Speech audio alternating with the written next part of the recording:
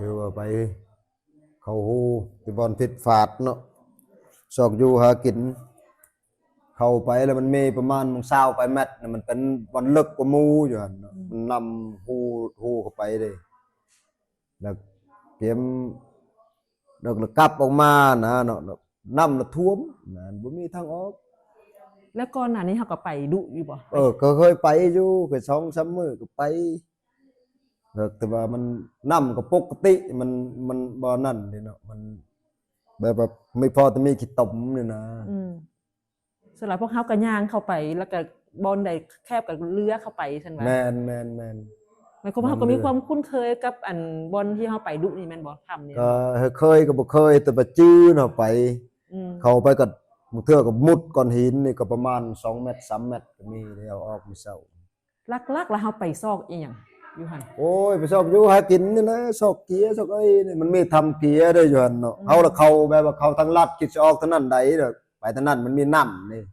เฮาเลยบ่เข้านะเฮาเฮาอยู่บ้านนี้ดนประเด็นละเฮาบ้านที่จะไปไปทำเขาเอิ้นทำหยังเอิ้นทำห้วยทำเจ้าเอิ้นทำห้วยแต่ทำว่าเจ้ามันอยู่นอกเพิ่นเขาเอิ้นแต่ทำมันเข้าปากอุโมงค์เข้าก็บ่ฮู้โอ้ไม่ทำเข้าแล้วเข้านะหมายความว่าไปน้ำกันนี่คือว่า20ไปคนแม่นบ่หรือว่าจะคนไปน้ำกันบ่เฮานี่ไป3คน4คนไปเจอเขานะเจอคนนึงอยู่พุ่นเขาก็ไปหากินน่ะเล็งเขาออกวันนะคนนึงน่ะอยู่ต่อไปหากินนำเฮานะแล้วบัดนี้ยังเหลือจะ7คนน้ำกันบ่บัดนี้บ่หาอยู่5คนยังหาคนทีมงานเราแล้วอีก2คนนั่นเด็กเขาฮู้อยู่บ่ว่าเขาก็ไปน้ำเฮาหรือว่าไปบ่นั่นไปต่างหากแหละก็มันบ่เอาข้างน้ำแหละกล้องหันนุ่มไปก็ไปก็ไปลงเลิกโพดเฮาละมีแต่ประมาณ25เมตรนี่แหละบ่น้ำท่วมแต่แท้ออกบ่ได้แต่เขานั่นไปแล้วระยะที่เฮาอยู่หั่นอยู่ในถ้ำหั่นนะเฮาฮู้โมงฮู้ยามบ่แล้วเฮาได้มีการอันซอกหาวิธีทางเพื่อออกแนวใดบ่ฮู้โมงฮู้ยามแล้วมีแต่ชอกหัวใต้ซอกบ่มีฮู้ล่ะบ่กล้าว่ามีลมสิมีหยังสิออกนะแต่ซอกวิธีทางสุดปัญญา3มื้อซอกว่าสิเห็นหากไม้สิเจาะออกกันบ่เห็นหากไม้หากหยังเบอร์ไม้ก็บ่เห็นสุดปัญญาแล้วมันพาได้มานอนพักผ่อนเอาแห้งอย่างเดียวมีแต่นบพระเจ้าอยู่ในหั่น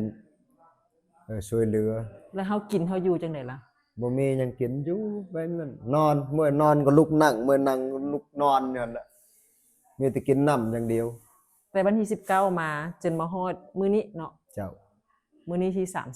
30ก็เป็น11มื้อ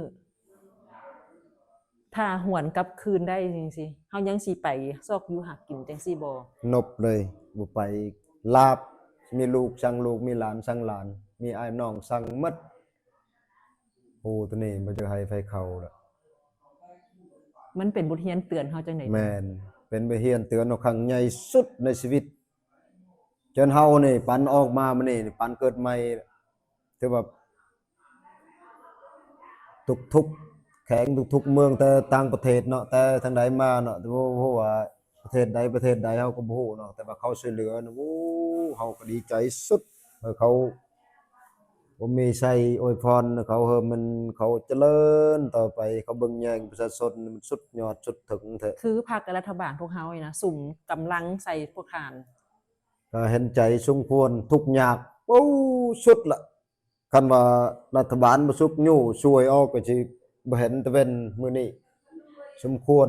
อยู่ในถ้ำเขาคิดอีหยังแดคิดแต่ว่ามีแต่คนช่วยเหลือใดจังไดเดี๋ยวนี้นักดำน้ำอย่างเดียว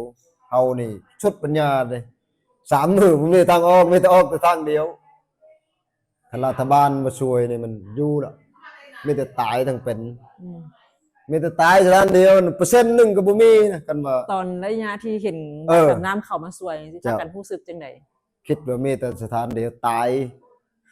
แนวเดียวสถานเดียวตายแน่นอนพี่น้องเอ้ยว่าตายนอนก็ตายเดียวนั่นแหละพร้อมกันกอดคอแล้วก็ให้อยู่หั่นพร้อมกันนอนเทื่อก็หลับเทื่อก็บ่หลับความทุกข์นี่คิดแล้วบัดนี้เฮาออกมาแล้วเฮาสิเฮ็ดอีหยังกับอาชีพของเฮาสิเฮ็ดตนโตจังได๋บัดนี้ออกมาบัดนี้ก็โหปฏิบัติตนโตน่ะเป็นคนดีให้ไทบ้านไทเมืองฝากรัฐเบิ่งแยง โอ้เป็นคนดีมันยังไปเข้าหูอยู่เฮือนอยู่บ้านมีหยังก็กินทุกข์ก็อยู่กินชุมทุกข์มันยังชอกของฟ้าของดงลาบเลยผู้ค้านี่ มี มันยัง คูณ ไป ความจริงหลายๆปานใดที่พวกว่าพวกท่านนี่ไปเอาฮอนค้ำไปเอาแห่ค้ำ ว่านั่นก็บ่ได้ฮ้อนเลยเอ้ยนั่นน่ะแต่ไปสำรวจชอกอยู่ของกินเน่แต่ยินเขาเว้าอยู่ไปแบบนี้ซื่อๆนั่นนะแต่ว่าความจริงก็มีเฮาก็บ่เคยประสบประการบันไดมีแต่เลาะกวดไปชอกอยู่อันกินสุดหลายน่ะแต่มันบังเอิญเนาะมือออกมันนํมันขังกันน่ะบ่ฮู้แน่สิว่าเนี่ยอยู่ เห็นบ่ออกมานะบักหลายคนนะอยู่นอกนี่ เห็ นะ นโอ้เห็นมุกเห็นใจน้ำฝักน้ำรัดคันทึงโอ้ทุกๆประเทศโอ้เขาช่วยเหลือเนี่ยเต็มที่ ก็เห็นใจเขาสุ นี่ ด แหละเพิ่นว่าเพิ่นช่วยเหลือด้านมนุษยธรรมให้กับพวกเฮา คันเพื่อนบ่ซวยนะฮู้ว่าบ่มีชีวิตรอดแต่ อืม แต่ว่าขอบใจหลายๆขอบใจสุดแต่ว่าปานว่าเขาเกิดมือออกมาแล้วเฮานี่เกิดใหม่ๆเลยแหละมันนี่ความคันทึงเอาใจใส่ภักรัฐเอาใจใส่ต่างประเทศเอาใจใส่ มนุษย์ตาดำๆโอ้กระเจ้าไปช่วยนะโหหมดคันว่าไฟเขาก็เตือนโลดว่ายังเฮาเขาแล้วแต่เตือนแต่แนวเดียวเนี่ยบ่เฮาเขาแล้วคือผู้ข้าพเจ้าเนี่ยข้าพเจ้าก็ลาบจื้อแล้วมันยังเขาประชาชนก็คือเดียวหั่นล่ะเพิ่นลาบคือผู้ค้าคือผู้ค้าออกมานี่แหละ